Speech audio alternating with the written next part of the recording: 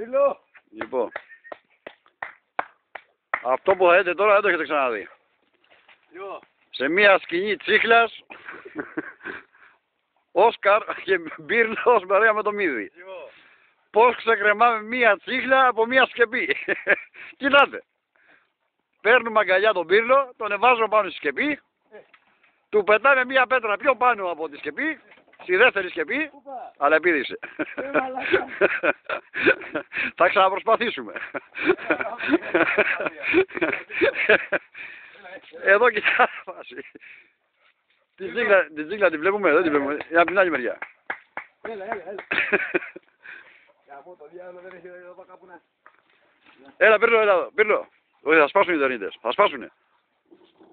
Εσύ ανεβείς, θα σπάσουνε. Πύρλο, ανέβα. Πύρλο.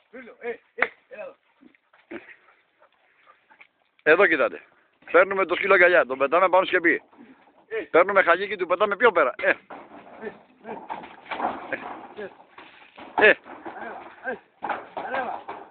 Ανέβα, μπράβο. Ορίστε, κοιτάτε φάση. Κοιτάτε. Πήρε την τσίχλα ο Πύρλος, πάνω από τη σκεπή. Δεν ξέρω πού να κατέβει ο Πύρλος. Προσπαθεί ο σκύλος να πηδήξει. Ο Μύδης φωνάζει. Να πώς φέρνουν μία τσίχλα από μία σκεπή. Για να τον πάρουμε κοντά τη, έτσι. Ο Πούρλο. Μπράβο Πύρλο. Φέρνει. Αυτό είναι. Πώς κατεβάζουμε μία τσίχλα από μία σκεπή. Το σκυλί Batman.